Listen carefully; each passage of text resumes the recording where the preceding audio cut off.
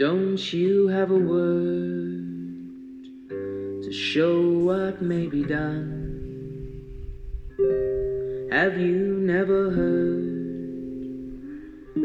a way to find the sun? Hello, and today is the summer solstice, and I'm going to take a trip up and camp out overnight to watch the sunrise in the morning.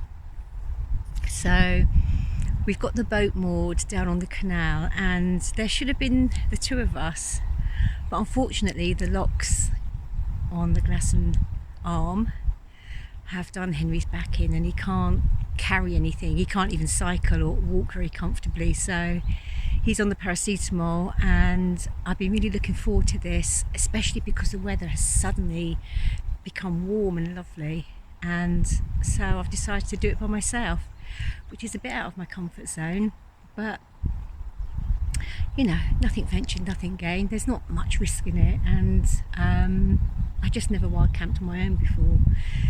Anyway, I've walked up here, and there's this beautiful old reservoir here. It used to supply the water to a hall just down the road, and I'm hoping to come here for a swim in the morning. I've just walked up with a chap who's just jumping in for a swim now, and it's nice, and because it's quite a small body of water, it's not really cold. Anyway, I've got to load up and keep moving on. And we start our night out in the beautiful village of Scorton, which is obviously a destination place, especially in the summer. All the businesses here are geared up for visitors, I think. Nice cafes, beautiful houses, lots of cyclists coming in. And up that road, Snow Hill Lane, is the entrance to the Forest of Bowland. This is the entrance to the Forest of Bowland. You can probably hear the motorway just in the background, which sort of cuts Scorton in half. A bit further up, and I'm just taking the opportunity to rest my rucksack on a wall. When you're camping with two of you, the weight is more distributed. You seem to have more weight when there's just one of you. I'm not used to carrying this much weight. I didn't bring any water with me. I've just filled my bladder up from my bladder with the life straw, I hasten to add, from the reservoir down there, avoiding tadpoles. There's huge tadpoles in there, and they've got their back legs, and I had to tip a few out of my water bladder because I didn't want to be filtering those. Ugh. Anyway, it's a really nice evening. Because I've got so much stuff, I really have just got the clothes that I'm in. There wasn't room for anything else, so I had to take a guess at what I was going to need. So I've got a merino wool top on that I got from eBay, second hand, bargain, and I've got another top to put on for sleeping tonight in case it gets a bit cold. But yeah, it's amazing how much stuff a human needs just to stay out for a night. I guess if I stayed out for 3 nights, it would be the same amount of stuff apart from the food. And I can see why there's a cult in the wild camping world of the lightness of things. I mean, when you go online and you see everybody vying to get the weight down all the time. But, you know, it's a real industry, this, and everything is so expensive. But I've got some good bits that I bought second hand, and I can just about manage this load. I'm not quite sure what the weight is.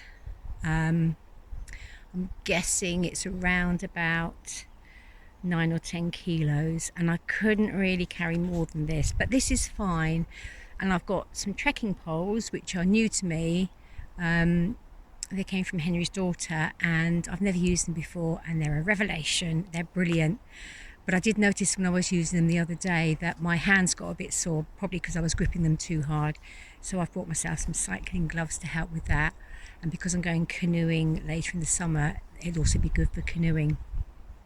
So, I'm not even halfway up yet, so I better keep going. Another stop. I'm almost to the top now. There's one trig point there, which is Nicky Nook, and another one just over there. And I haven't been able to bring much camera equipment with me or the microphone, so luckily the wind is very light. I'm hoping there's not too much wind noise on this, although the wind is very light. Glory be! And I'm really pleasantly surprised because it's about 6 o'clock, sun's still high, and I've seen no one up here. The other day when we came up, which was the morning admittedly, there was dog walkers everywhere and people walking up and down, but I think because the Apple Store Cafe is shut now, it's just really quiet, which is great. But what I'm going to do is walk off the beaten path a bit and try to find somewhere where I'm away from the path and I won't come across anyone, because although I'm not particularly worried, I don't want to be lying in bed worried about passers-by, and I don't want to be anywhere where there's going to be dog walkers early in the morning. So I'll see what I can find. It's exciting, isn't it?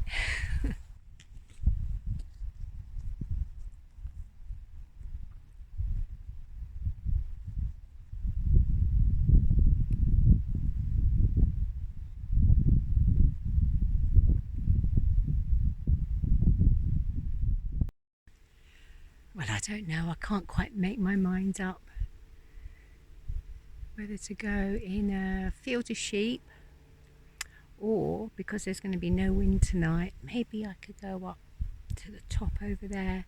I just want to find a place that's out of sight, and I'm not sure I've quite found it yet. So I think I'm going to leave my rucksack here and then I can move around a bit more quickly and have a look. See, now down there on this side of the wall, a bit further along, would be perfect, but I've camped on bracken before in Scotland, and when we got up in the morning we were covered in ticks, so I'm a bit put off that as an idea. And there's sheep here, so there's bound to be ticks. Well, that's it, I found my spot. That's facing west at the sunset, facing east for the sunrise. I'm out of the sight of the path and I'm above the highest wall, and two hares just ran up to my feet and then obviously didn't realise I was there, ran off again, but I haven't seen hares in years. So I'm going to camp just here. It's flat enough, and hope I can see the hares again.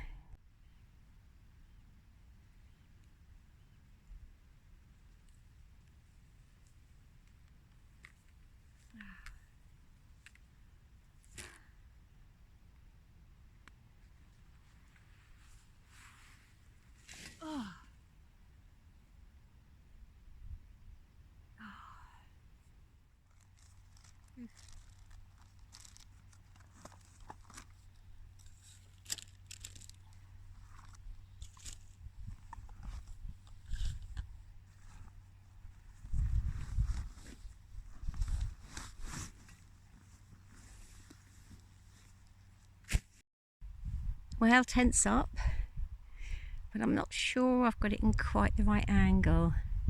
It's gone up a little bit across the slope, and I think I'm going to be rolling down, so I'm going to have to move it around a bit, I think. Still, considering I haven't put it up for a couple of years, it didn't go up too badly. We've had this tent for ages. It's a Van Gogh Banshee, and it's a two-person tent, so I'm carrying a bit of extra weight there. But at least I'll be able to get all my stuff inside tonight. That's better. Got it going along now. It would have been nice to have had the opening facing the east, but I would have been sliding headfirst down the hill if I'd done that. So this will do. Now to make it comfy. I bought this Thermarest sleeping mat second hand from eBay, I think, or second-hand outdoor gear place. And look, it matches the inside of my tent. Sleeping bag is a Kermit green Chinese down affair that I always get too hot in. I sleep very hot. But I've got a sleeping bag liner to go with it. And about the only thing I bought new was a blow-up pillow because, well, you know, you've got to have a pillow. Oh, and one of these. Somehow the man in the shop persuaded me. That's it, all cosy in my tent. Just enough room for a small one to sit up. I bought some bits to sleep in tonight, a cotton top and some leggings, but I don't know, I think it's going to be quite hot tonight in the cardi. You just never know, do you? There's nothing worse than being cold and not being able to warm up. So we'll see. Anyway, all cosy in here now.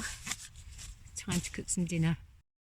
Well, I've got pork and apricot sausages and some potatoes that I cooked before I came, but I just realised that I've forgotten the fat, so I'm going to have to hope that there's enough fat in the sausages to cook them, and the potatoes. There's always something, isn't there? Well, they don't seem to have a lot of fat in them, so I've cut them in half. Try to get them cooked through that way. You can't eat an undercooked sausage. I'm so hungry, I don't really care as long as they're cooked through. And in the morning, I'm going to go down and have a big breakfast at the Apple Store Cafe, so at least I haven't had to carry breakfast up. All I've bought is my Earl Grey in a little tea ball, because I can't even speak in the morning before I've had that. Now we're getting there. They're looking cooked. I don't know if my pan is ever going to be the same again though. What plonker. Well, I was a bit unsure about coming up here by myself, but I'm so glad I have. It's really peaceful, and I think the trick is to feel comfortable in the space that you found to set the tent up. I'm sort of hidden behind some bracken. There's a big farm at the bottom of the hill, but I don't suppose they'd mind. I'm not the first person to do it. And it's peaceful, apart from the sheep. And there's a pheasant as well.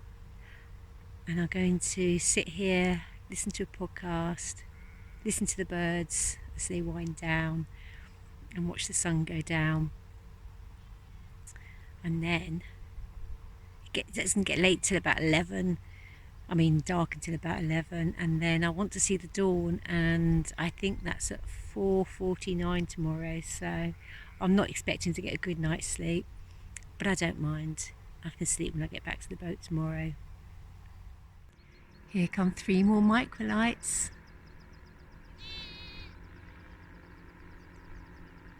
Those magnificent men in their flying machines.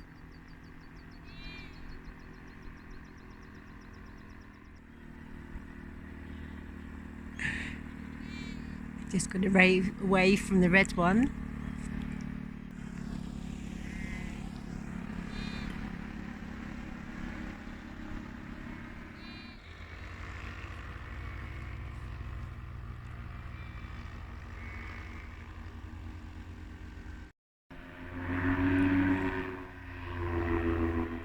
This one's looping the loop and defying the ground.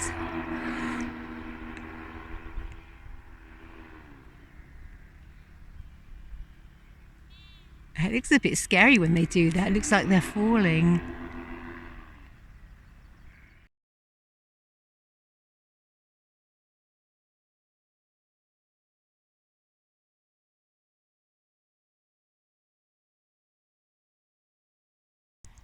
Well, that was a lovely sunset. And as the moon rises behind me and the moths and the bats come out, I think it's time to snuggle up into the tent. That's it, all snugly in bed, toasty and warm. The alarm is set for 4:45, so I'll see you in the morning. Morning. I've woken up just in time. I didn't really sleep last night until about 10 minutes before I wanted to wake up, of course, but I sort of expected that. Anyway, the sun's just peeking its head up now. And there she comes over the top of the hill, right on time.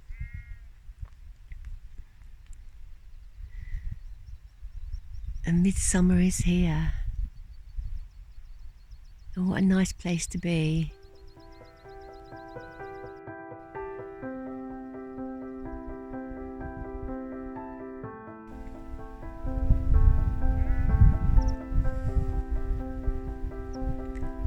That's it. That's the very moment Phoebe has popped her head over the hill.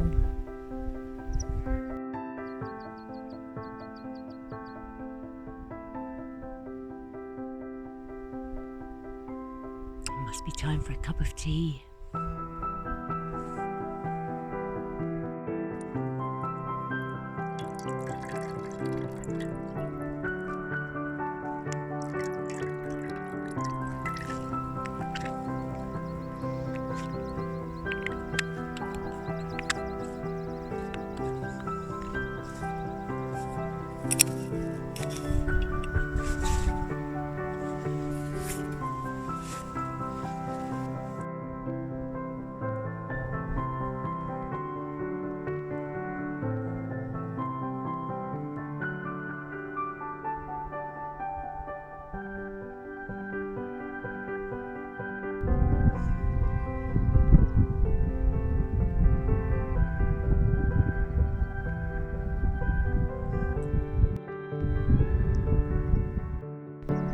That's it, all packed up.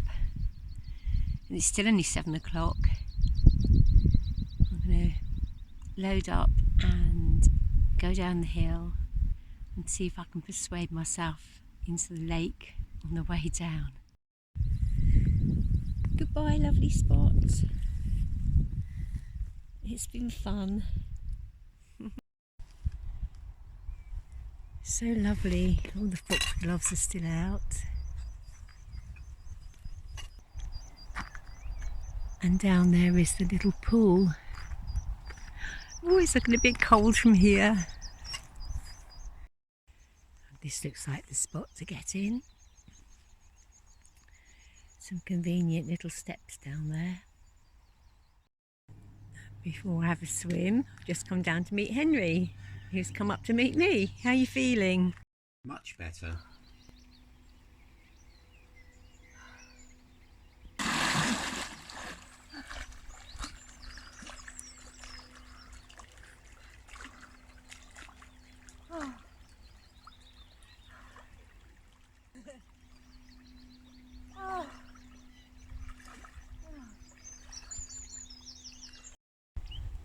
There's so many tadpoles in there, and they're all just getting their little back legs now.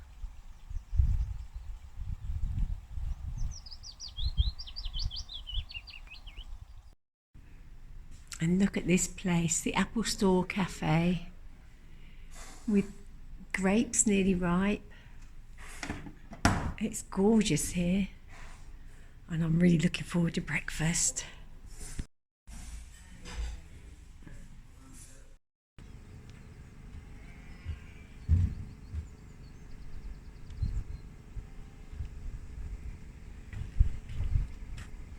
So all journeys end up back at the boat.